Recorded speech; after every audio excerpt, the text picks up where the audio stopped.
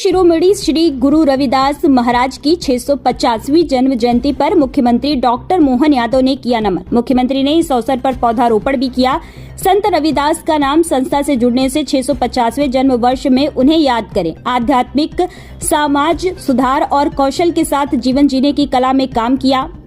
रविदास जी का जीवन अद्भुत था। छुआछूत भरे वातावरण में भी भक्ति में उन्होंने पहचान बनाई, अपनी कौशल से जीवन चलाया। भगवान कृष्ण का 64 कलाओं का वाला चित्र सामने आता है। उनके हाथ में सुदर्शन चक्र भी तो कौशल का प्रतीक है। देश की इतनी बड़ी आबादी के आगे कौशल को प्रधानमंत्री मोदी ने प्राथमिकता दी। हमारा देश कृषि प्रधान है, लेकिन कृषि के साथ हर क्षेत्र में प्रगति जरूरी है। हर सफलता की कहानी में किसी न किसी भारतीय का योगदान है। जब डिग्री नहीं होती थी तब भी हमारे देश में कौशल के सहारे जीवन यापन होता था। आप सबके भविष्य के लिए बधाई और शुभकामनाएं देता हूं। यहाँ का 98.9 प्लेसमेंट का आंकड़ा है। उच्च शिक्षण संस्थाओं से निकलने वाले छात्र और बेरोजगारी के आंकड़े चौंकाते हैं। वंदे मातरम पर कांग्रेस और जीतू पटवारी को लेकर मुख्यमंत्री डॉक्टर मोहन यादव ने साधा निशाना। कांग्रेस वंदे मातरम को लेकर अपनी स्थिति स्पष्ट करे। कभी 2 अंतरे गाते हैं तो कभी एक अंतरा गाते हैं। देश इनको माफ नहीं करेगा। कांग्रेस वंदे मातरम को लेकर दोहरी नीति के चलते निंदा की देश भर में पात्र बन रही है। एक और सम्मान का भाव दिखाते हैं, दूसरी ओर इंदौर में उनके पार्षद अपमान करते हैं। शिरोमणि रविदास जी के नाम पर स्थापित एक ग्लोबल स्किल पार्क के आज हम नए सत्र के बच्चों के उन्मुखीकरण के कार्यक्रम में शामिल हुए। मुझे इस बात की प्रसन्नता है, यशस्वी प्रधानमंत्री के नेतृत्व में जिस प्रकार से देश सभी क्षेत्रों में प्रगति कर रहा है, ऐसे में मध्य प्रदेश सरकार भी लगातार हर क्षेत्र के उद्योग निवेश के क्षेत्र में जब आगे बढ़ रही है तो हमारे अपने बच्चे हर एक जगह की पूर्ति करें, अपने प्रदेश में करें, देश में करें, विदेश में करें। इस दृष्टिकोण से संस्थान बहुत उत्कृष्ट भूमिका अदा कर रहा है। और खास बात यहाँ की अभी जो प्लेसमेंट वाली बहुत सारी कंपनियों से भी जब हमने अपना उनसे संवाद किया, सारे लोग संतुष्ट भी है और इस काम को बढ़ाने के लिए कह रहे हैं। हमारी भी कोशिश है। अभी लगभग 2000 बच्चे यहाँ से प्रशिक्षित हो रहे हैं। आने वाले समय में ये 10,000 तक जाए और इसी प्रकार से ये जो हमारी अभी स्किल की डिमांड जो बढ़ी है हर क्षेत्र के लिए, उसमें इसको और तेज गति से बढ़ाने का हमारा सबका प्रयास है।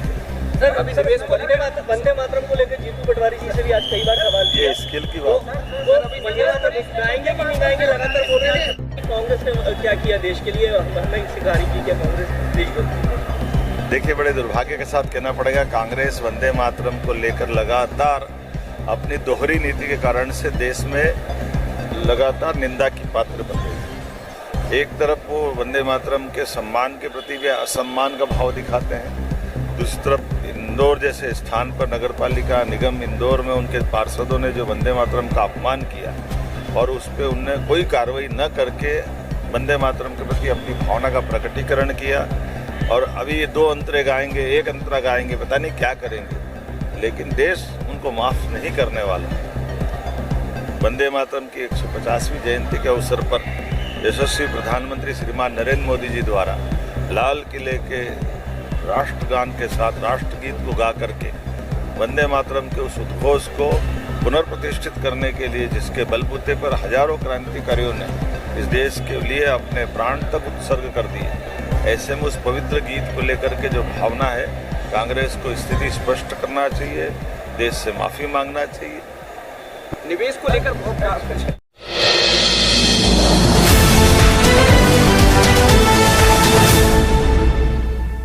शिवपुरी जिले के खनियानधाना में लोक माता देवी अहिल्याबाई होलकर की प्रतिमा क्षतिग्रस्त किए जाने के विरोध में 20 अगस्त को खनियानधाना में आयोजित सभा के दौरान पिछोर विधायक प्रीतम लोधी के कथित बयान का वीडियो सामने आया है। वीडियो में विधायक महिलाओं को लेकर कई गंभीर बातें कहते सुनाई दे रहे हैं। विधायक ने कथित तौर पर कहा कि कुछ लोगों द्वारा महिलाओं को उनके आसपास भेजकर उन्हें फंसाने की कोशिश की जा रही है। उन्होंने कहा कि कई लोग मोबाइल लेकर खड़े रहते हैं और उनके कुछ बोलने का इंतजार करते हैं ताकि बाद में उन्हें फंसाया जा सके। विधायक ने यह भी दावा किया कि एक महिला ने उन्हें बताया कि उनके खिलाफ खिलाफ साजिश रची जा रही है और उनके आसपास महिलाओं को पहुंचाया जाता है। उनके अनुसार कुछ महिलाओं को यह कहकर भेजा जाता है कि जाकर विधायक से बातचीत करें और उन्हें पटाने की कोशिश करें। प्रीतम लोधी ने कथित तौर पर कहा कि ऐसी महिलाओं के बारे में उन्हें पहले से जानकारी हो जाती है और उन्हें लगता है कि यह महिलाएं शातिर दिमाग की हैं। विधायक के इस कथित बयान का वीडियो सोशल मीडिया पर चर्चा का विषय बना हुआ है। बाकी डाक बंगला पे मेलन में पहुंचा देंगे, अब नहीं आएंगे। जाओ लड़ो लड़ो, चुप करो, उल्टी सीधी बात करो। अब भी आते तो उल्टी सीधी बात करते मैं समझ जाता हूँ। मैं जी साथ दिमाग की आई अब कहा एक जन मोबाइल ले ठाड़ा था बगल में, कभी हम तो ये लड़ेंगे जो कभी क्या होगा पता लेंगे। मैं देख रहता हूँ वो एक मेरे मेलन में बताई मोए कि भाई साहब जिस रचना रच रही है कि तुम्हारे दाएं बाएं मेला पहुंचाते हैं तो कई यूनिवर्सिटी पहुंचा देंगे कि जा पटाई ले जाए।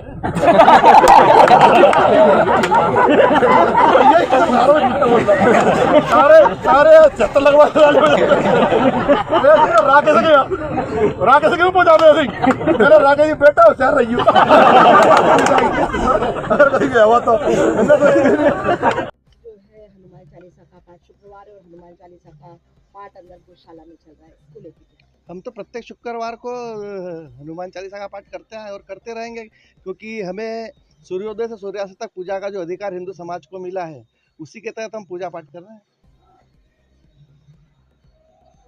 मतलब अच्छा, आज जो है नमाज भी अदा हो रही है, उससे हमको कोई लेना देना नहीं। हमें तो सिर्फ सूर्योदय से सूर्यास्त तक पूजा का जो अधिकार मिला है उसका हम पालन कर रहे हैं माननीय न्यायालय का, और करते रहेंगे, क्योंकि भोजशाला हिंदुओं का मंदिर है, माँ सरस्वती का स्थान है। अच्छा, कब से कब तक हनुमान चालीसा का पाठ होगा और बड़ी संख्या में आज बड़े एकत्रीकरण हुआ है हिंदू समाज? नहीं, ऐसा कुछ नहीं है। हमने सिर्फ आह्वान किया था कि 1 से 3 के बीच में हनुमान चालीसा भक्ति भाव के साथ करेंगे, इसलिए सारा समाज यहाँ इकट्ठा हुआ है। शुक्रवार जारी रहेगा? हाँ, बिल्कुल रहेगा। ठीक है, नाम प्रत्येक शुक्रवार के हम तो प्रतिदिन करते हैं माँ की आराधना। सुबह सूर्योदय के समय हम आरती करते हैं माँ की, सूर्यास्त के समय जब भोजशाला बंद होती है जब भी माँ की आरती करते हैं। प्रतिदिन हमारा पूजा पाठ का जो सिलसिला है जारी। ठीक है, नाम विश्वास पांडे, संरक्षक भोज उत्सव समिति।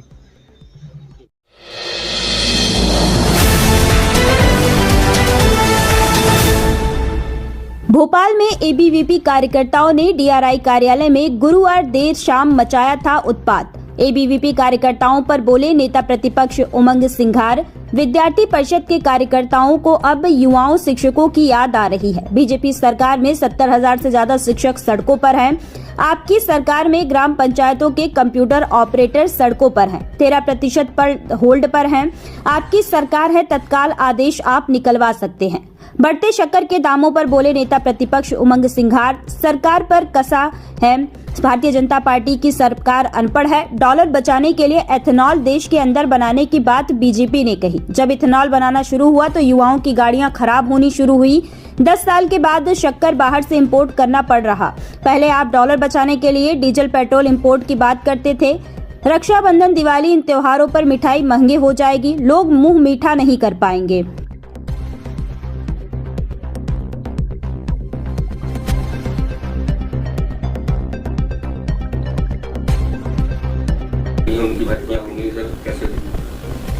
देखिए, मैं समझता हूँ कि एमपीपीएससी एक स्वागत करता हूँ कि ठीक है विधानसभा में हो रही है, लेकिन जो भर्तियां पेंडिंग पड़ी है एमपीपीएससी के पास वो कब होगी, कब तक होगी, प्रदेश का युवा ये जानना चाहता है। इसके साथ ही सर बालाघाट पे लगातार जी सर शक्कर के दाम लगातार बढ़ते चले जा रहे हैं। दूसरी तरफ एथेनॉल युक्त पेट्रोल लेने को लोग मजबूर हैं। देखिए, बीजेपी की सरकार बड़ी अनपढ़ और गंवार एक सरकार है। वो ऐसे कि जब आपको डॉलर बचाना था तो आपने बोला कि यहाँ पे इथेनॉल यहाँ पे बनना चाहिए देश के अंदर। इथेनॉल बनना चालू हुआ तो युवाओं की जेनजीज की गाड़ियां खराब होना चालू हो गई। अब 10% मिलाते 20%, 30%, ये अलग बात है, ये भी एक बड़ी राज की बात है। मुझे तो जानकारी मिली कि 30, 40% इथेनॉल मिलाया जा रहा। दूसरी बात, आज जब इथेनॉल हमें बाहर से डीजल पेट्रोल जब हमें बाहर से नहीं लेना, डॉलर बचाने के लिए हमने इथेनॉल बनाने की यहां पे बात करी।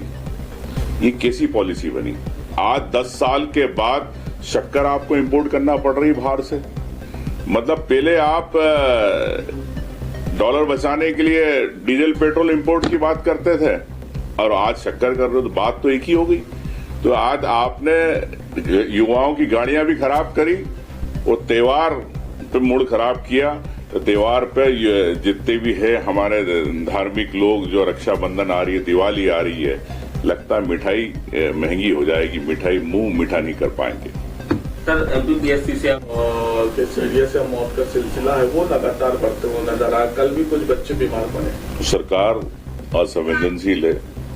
सरकार के मंत्री सिर्फ दौरा कर रहे हैं, लेकिन किस प्रकार से प्राथमिक रूप से उनको देखा जाए नहीं देख पा रहे। मीडिया के माध्यम से पूरे प्रदेश में ये बातें उठ रही कि एक गरीब प्रिमिटिव ट्राइब्स के बारे में, बेगा आदिवासियों के बारे में, लेकिन उनके बारे में ध्यान नहीं रखना। सरकार ने अभी तक उन परिवारों के लिए कोई विशेष रूप से राहत राशि की घोषणा नहीं करी। बड़ी दुख की बात है। मैं समझता हूं कि सरकार को, मंत्री को वहीं कैंप करके पूरा नजारा पूरा देखना चाहिए, स्थिति देखना चाहिए, उस पर कैसे नियंत्रण हो इस पर प्रयास करना चाहिए। क्योंकि मैं समझता हूं कि वहां के प्रशासनिक अधिकारियों की गलतियों के कारण हुआ, लेकिन सरकार ने अभी तक उस पर कोई कार्रवाई नहीं की। इसके साथ ही सर बीजेपी में बैठक का सिलसिला, उसमें बैठक हुई थी सुबह। कार्य समिति की घोषणा हो चुकी है, लेकिन तारीख का ऐलान नहीं हो रहा है। दतिया की कार्यकारिणी भंग हो चुकी है। मध्य प्रदेश में मेल मुलाकात का दौर भी जारी है। बीजेपी में खलबली सी मच चुकी है। देखिए, भारतीय जनता पार्टी में खलबली तो मचेगी। अब चुनाव 2028 है और जिस प्रकार से भारतीय जनता पार्टी की जमीनी कार्यकर्ताओं का ही अब सम्मान नहीं हो पा रहा, उनके ही काम नहीं हो पा रहे। प्रदेश के अंदर किस प्रकार से राज चल रहा है अधिकारियों का आप समझ सकते हैं। तो निश्चित तौर से अब भारतीय जनता पार्टी संगठन को लेकर खलबली तो मचेगी। चयनित शिक्षक प्रदर्शन कार्यालय में अंदर घुस गए, कर्मचारियों के साथ आपत्ता की है। वो कह रहे हैं कि सुरक्षित नहीं है कर्मचारी, विद्यार्थी परिषद के लोग गुंडागर्दी कर रहे हैं। विद्यार्थी परिषद के कार्यकर्ताओं को अब याद आ रही युवाओं की नौकरी की। शिक्षक वर्ग एक दो, आपकी सरकार 70,000 से ज्यादा अतिथि शिक्षक सड़कों पे है। आपकी सरकार में पैसा मोबाइलाइजर सड़कों पे है। आपकी सरकार के अंदर कंप्यूटर ऑपरेटर जो है पंचायत में वो सड़कों पे है। ये तमाम लोग हैं। 13% आपका होल्ड किया हुआ। क्या उन युवाओं की बात करो कि आज क्यों आपको आवश्यकता पड़ रही, क्यों दादागिरी? आपकी सरकार है, तत्काल आदेश निकला सकते हो। ओबीसी के लिए कोई अलग से कॉलम नहीं है, तो ऐसे में ओबीसी का क्या कोई जानकारी छुपाया जा रहा है? देखिए, अब ये तो एक विवाद तो चल ही रहा है। जो जातिगत जनगणना को लेके अगर सरकार चाहती है कि सभी जातियों की क्या जनसंख्या है उसके अनुसार हो, सरकार को चाहे आदिवासी हो चाहे अन्य समाज हो, उन सबको लेके जातिगत जनगणना को लेके कॉलम रखना चाहिए। लेकिन सरकार और भारतीय जनता पार्टी सिर्फ एक हिंदू राष्ट्र की बात करके, लेकिन देश के अंदर सवित्र भारतीय सबकी समाज, अपनी संस्कृति, रीति रिवाज है, सभी का सम्मान होना चाहिए। Thank you. अब देखिए, मैं समझता हूँ कि इस प्रकार की स्थितियों के लिए डिजास्टर मैनेजमेंट होता है। तो सरकार का जो विभाग जो डिजास्टर मैनेजमेंट का है, वो प्राकृतिक आपदा को लेके क्यों उन्होंने अभी तक इसमें स्ट्रेटेजी नहीं बनाई, क्यों नहीं काम किया? सीधे सीधे जवाबदार है प्राकृतिक डिपार्टमेंट के जो लोग हैं, उनकी जवाबदारी बनती है। सरकार को इसमें तत्काल संज्ञान लेना चाहिए, लोगों को राहत मिल सके। सर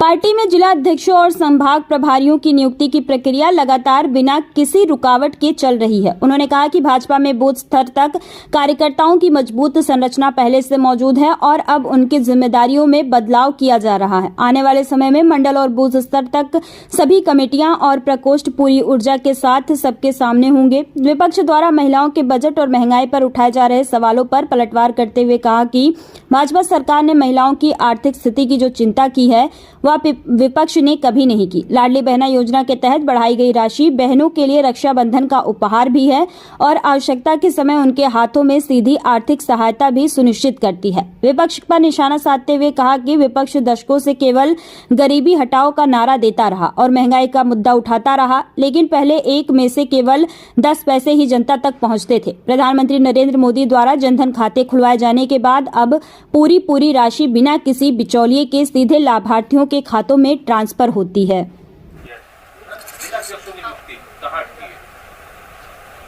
जिला अध्यक्षों की नियुक्ति लगातार हो रही है, कहीं भी नहीं अटकी है।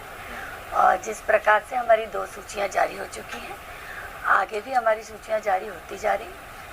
कल हमारी संभाग प्रभारियों की सूची भी जारी हुई है और लगातार सारा चित्र आपके सामने है। जल्दी हमारी बाकी जिला अध्यक्ष भी पूरी ऊर्जा के साथ आपके सामने होंगे। नगर निकाय चुनाव में 1 साल से कम समय बचा है। मंडल स्तर पर की जो महिला मोर्चा होगी वो आगे चल के ग्रास रूट पर जाकर सरकार की योजनाएं बता पाएंगे, लेकिन अभी तक जो है मंडल स्तर पर भी नियुक्तियां नहीं हुई है। आपको लगता नहीं है कि बहुत देर हो रही है या केवल एंड टाइम पे आप लोग नियुक्तियां करेंगे? देखिए, भारतीय जनता पार्टी में ये कोई पहली बार हो रही नियुक्ति नहीं है। कार्यकर्ता आज भी हमारे पास बूथ लेवल तक है। उन बूथ लेवल तक के कार्यकर्ताओं की जिम्मेदारियों में बदल हो रहा है। हम कोई कार्यकर्ताओं को खड़ा कर रहे हैं बूथ लेवल तक, ऐसा नहीं। आज भारतीय जनता पार्टी वो पार्टी है, जब मैं महामंत्री थी तब भी, जब मैं महिला मोर्चा की जिलाध्यक्ष थी, जब लता एलकर जी प्रदेश अध्यक्ष होती थी, उस समय ही हम लोगों ने बूथ तक महिला मोर्चा की टीमें बनाई और वो हमारा प्रयास था। आज भी हमारी मंडल तक भी टीमें बनेंगी और बूथ तक का स्ट्रक्चर भी, हमारे जो प्रकोष्ठ बन रहे हैं उसका स्ट्रक्चर भी, सारा कुछ आपके सामने होगा जल्द से जल्द।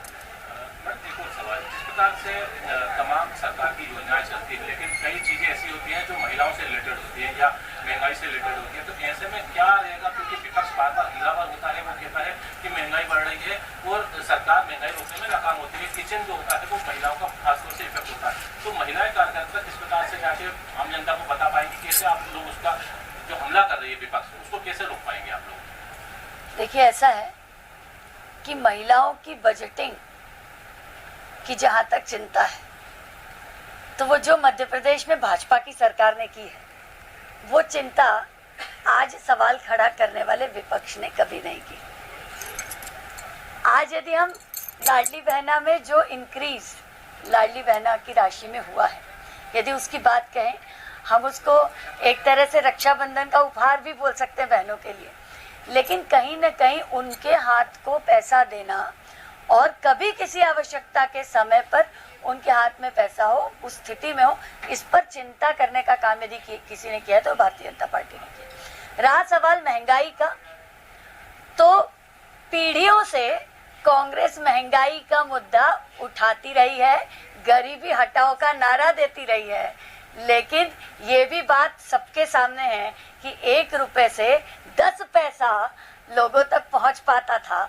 आज माननीय प्रधानमंत्री जी ने जब जनधन खाते खुलवा दिए, तो डायरेक्ट राशि, जो भी राशि है, पूरी राशि यदि किसी के खाते में जाती है तो आज भारतीय जनता पार्टी सरकार के समय जाती है। इसलिए विपक्ष का काम है सवाल खड़े करना, हमारा काम है काम करना, और हम काम कर रहे हैं।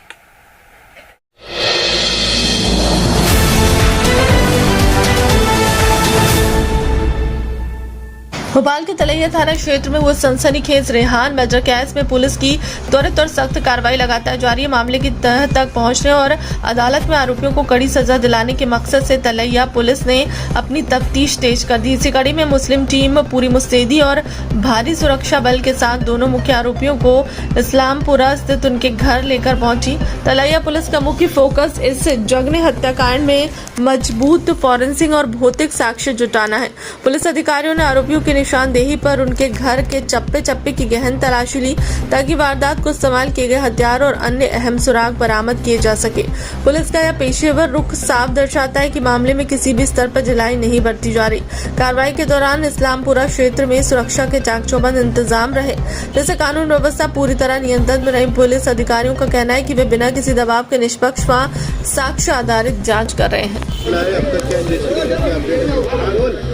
रेहान हत्याकांड के जो 2 बालिग आरोपी थे 18 साल से ऊपर के, ये सीसीटीवी कैमरे में उस बच्चे को 100 रुपए की लालच देकर ले जाते हुए दिख रहा है। आमिर जो आरोपी है उसकी पहचान होगी, इसके लिए उसके जो कपड़े पहने थे वो उससे हम लोग जब्त करने के लिए उसके घर पर आए। बैंक का ट्रांजेक्शन भी सामने आया, 12 लाख रुपए की बात कही जा रही है। वो जिनने भी ये अफवाह उड़ाई है, अभी हमने जो एक बैंक अकाउंट की जानकारी ली तो उसमें कोई ट्रांजैक्शन नहीं, सिर्फ 12,000 रुपये जो कार बेची है जोएब ने उसका ट्रांजैक्शन आया है, इसके अलावा नहीं आया।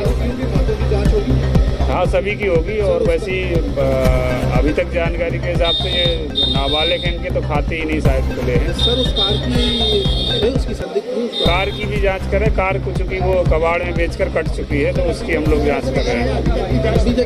निकल कर आया ऐसा कहाँ ये बेचने वाले थे, वो के ऊपर कोई कड़ी हुई से बात करने वालों से संपर्क हुआ है इसका कई लोगों से, लेकिन बिक्री नहीं हुई, इसलिए हम लोग सबूत जुटा रहे हैं। ऐसा भी नहीं निकल गया, सिर्फ प्रयास किए इन लोगों ने। हाँ, मोबाइल में कुछ नहीं, उसने सब चीज़ डिलीट कर दी तो उसको साइबर से हम लोग रिकवर कराएंगे।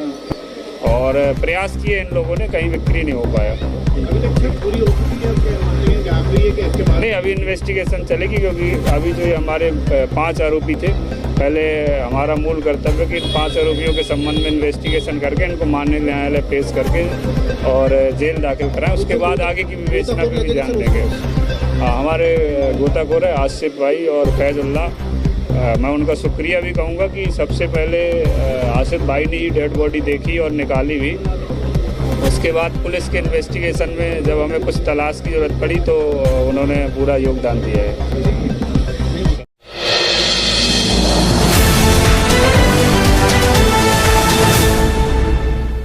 मध्य प्रदेश के धार जिले में शुक्रवार को हिंदू मुस्लिम आस्था का केंद्र देखने को मिला। भोजशाला में मां वाघ देवी की पूजा अर्चना के बाद हनुमान चालीसा का पाठ हुआ। वहीं भोजशाला परिसर के समीपस्थ पीठे के परिसर में मुस्लिम समुदाय ने नमाज अदा की। इस बीच पुलिस प्रशासन भारी संख्या में मौजूद रहा। हिंदू मुस्लिम समुदाय का आस्था का शुक्रवार का यह नजारा पूरे नगर में चर्चा का विषय रहा। बता दें कि कुछ दिन पूर्व हिंदू संगठन द्वारा शासन को ज्ञापन भी दिया गया था कि भोजशाला परिसर के आसपास नमाज न हो।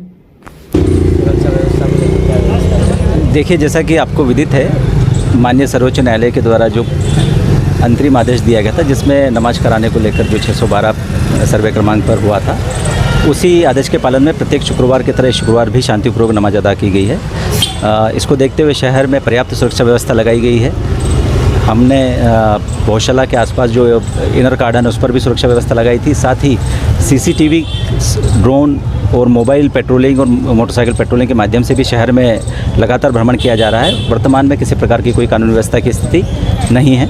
नमाज शांतिपूर्वक संपन्न हुई। सर, भोजशाला मंदिर में जो है आज पूजा हनुमान चालीसा का पाठ भी किया गया, वही रूप भी जो है मुस्लिम समाज का दूसरा रूप किया गया है, इसको लेकर क्या है? देखिए, स्पष्ट है, माननीय सर्वोच्च न्यायालय के द्वारा जो निर्णय दिया गया था, जो अंतरिम आदेश दिया गया था, माफ़ कीजिएगा, उस अंतरिम आदेश के पालन में जो व्यवस्था कानून व्यवस्था की दृष्टि से बनाई जा सकती थी, व्यवस्था बनाई गई है। उसमें मुख्य रूप से जो बिंदु था कि किसी भी तरह से नमाज और पूजा दोनों के सेपरेट एग्जिट और एंट्री होना चाहिए, उसी का पालन किया गया है। सुमित जी, आज जो है हनुमान चालीसा का पाठ किया गया। जी हाँ, आज शुक्रवार के दिन सरस्वती मंदिर भोजशाला में 1 बजे हनुमान चालीसा का पाठ का आयोजन किया गया था, जिसमें बड़ी संख्या में धार शहर के हिंदूजन शामिल हुए।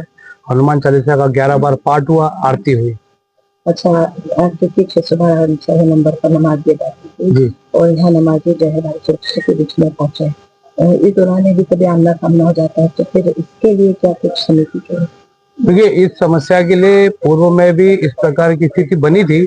उसको लेकर कलेक्टर महोदय, एसपी सर से हमारी चर्चा हुई थी और जिसमें हमने स्पष्ट किया था कि जो कोर्ट का आदेश है, जिसमें दोनों धर्मों के लिए रास्ते अलग अलग स्थापित करने के लिए कहा गया था, उस व्यवस्थाओं को आज माना है, पूरे रास्ते को क्लियर रखा है। हमारा हिंदू धर्म का कोई भी रास्ता ऐसा प्रतिबंधित नहीं हुआ है, ना उसमें कोई ऐसा दखल हुआ है। रास्ता क्लियर है। हिंदू समाज ने बड़ी संख्या में आके पूजन अर्चन करा है और किसी प्रकार की कोई समस्या नहीं है। हमने जो मांगे रखी थी वो शासन प्रशासन ने मांगे मानी है।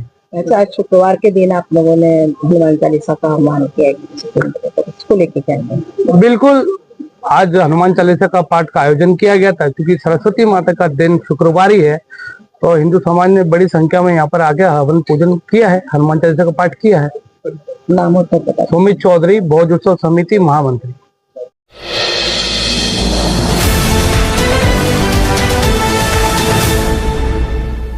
राजधानी भोपाल में मध्य प्रदेश कृषि विस्तार अधिकारी संघ के आह्वान पर प्रदेश भर से आए कृषि विस्तार अधिकारियों ने अंबेडकर पार्क में ई अटेंडेंस के विरोध और वर्षों से लंबित मांगों के निराकरण को लेकर 1 दिवसीय धरना प्रदर्शन किया। प्रदर्शन के दौरान संघ ने शासन से कृषि विस्तार अधिकारियों के लिए EHRMS प्रणाली में ई अटेंडेंस की अनिवार्यता समाप्त कर पूर्ववत दौरा डायरी के आधार पर उपस्थिति व्यवस्था लागू करने की मांग की। संघ के प्रदेश अध्यक्ष मोहन डामोर ने बताया कि कृषि विस्तार अधिकारियों का कार्य पूरी तरह मैदानी और भ्रमण आधारित है। वे किसानों के खेतों, गांवों और विभिन्न विभागीय गतिविधियों में लगातार भ्रमण कर कृषि योजना और किसान हितैषी कार्यक्रमों को धरातल तक पहुंचाते हैं। इसलिए कार्यालय की तरह सुबह 10 बजे से शाम 6 बजे तक मुख्यालय पर ई अटेंडेंस की अनिवार्यता उनके कार्य की वास्तविक प्रकृति के अनुरूप नहीं है।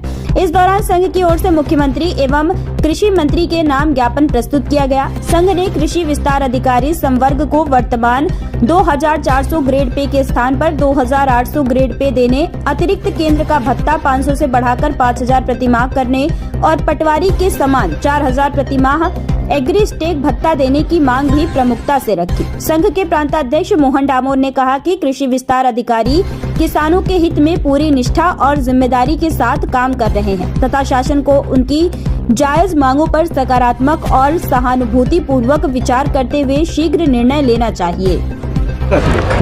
ये सर आंदोलन हो रहा है जी, हम आपके चैनल के मार्फत से बताना चाहते हैं क्योंकि हमारा 1 दिवसीय धरना प्रांतीय आह्वान पे भोपाल में किया जा रहा, लेकिन हम लगातार 3 तारीख से लगा के हम कार्यों को बहिष्कार करके काली पट्टी बांध के और ब्लॉक लेवल से हम जिले स्तर पे किया और आज हम प्रांत लेवल पे हैं। हमारी मुख्य 3 मांगे हैं। पहली मांग हमारी EHRMS में ई अटेंडेंस की है। दूसरी हमारी मांग 2800 पे ग्रेड की है जो हम 25 साल से लंबी चल रही है। तीसरी मांग हमारे जो अतिरिक्त केंद्र है उनका मानदेय बढ़ाया जाए। मैं मोहन डामोर, प्रांतीय अध्यक्ष कृषि विस्तार अधिकारी संघ। मेरा नाम रनीश शर्मा है। मैं बीज प्रमाणीकरण डिपार्टमेंट से हूँ और बीज प्रमाणीकरण अधिकारी संघ का प्रदेश अध्यक्ष हूँ। हाँ, हम यहाँ पे REO के साथ में धरना प्रदर्शन पे आए हैं क्योंकि उनके कार्य की प्रवृत्ति और हमारे कार्य की प्रवृत्ति समान है। मध्य प्रदेश में बीज किसानों के लिए जो आपूर्तिकर्ता का मुख्य काम बीज प्रमाणीकरण संस्था का है। यदि ये ई अटेंडेंस की प्रणाली लागू की गई तो मध्य प्रदेश में बीज का उत्पादन, जो प्रमाणित बीज की आपूर्ति होती है, वो लगभग आधा या 1/3 रह जाएगा। तो इस उद्देश्य को ध्यान में रखते हुए हमें इस ई अटेंडेंस की बाध्यता से मुक्त रखा जाए। दूसरा, मध्य प्रदेश बीज प्रमाणीकरण संस्था के मध्य प्रदेश में कुल 10 ऑफिस हैं जबकि 55 जिलों में काम करते हैं, यानी 45 जिलों में हमारे ऑफिस ही नहीं है। उस कंडीशन में ये ई अटेंडेंस की प्रणाली लागू करना संभव नहीं होगा। तो शासन और प्रशासन से हमारी यही मांग है कि किसानों के लिए बीज की आपूर्ति बाधित न हो, इसलिए और हमारे कार्यालय और उपयुक्त सेटअप नहीं है, इसलिए भी हमें ई अटेंडेंस की इस प्रणाली से मुक्त रखा जाए, मुख्यतः मैदानी कार्यकर्ताओं को।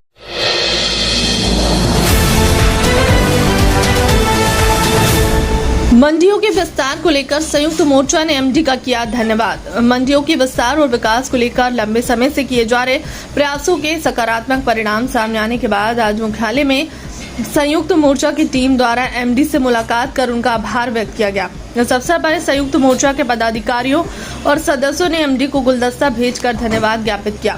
संयुक्त मोर्चा की टीम ने कहा कि मंडियों के विस्तार में व्यापारियों, किसानों और मंडी से जुड़े अन्य लोगों को बेहतर सुविधाएं मिलने की उम्मीद है। मंडियों का विस्तार होने से व्यवस्थाओं को सुचारू बनाने के साथ साथ व्यापारिक गतिविधियों को भी गति मिलेगी।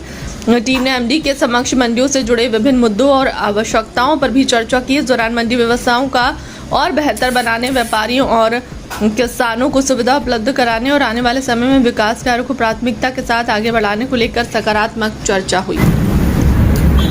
जी फौजा जी, ये बताइए कि मंडियों का अपग्रेडेशन हुआ है, क्या कहना चाहेंगे? आज आप मुख्यालय में पहुंचे हैं और MD कुमार पुरुषोत्तम जी से भी मुलाकात करी, आपने पुष्प गुच्छ भी दिए, क्या कहना चाहेंगे? विगत समय से ऐसा लगा कि जैसे मंडी बोर्ड या मंडी समितियों की भाग खुल गए।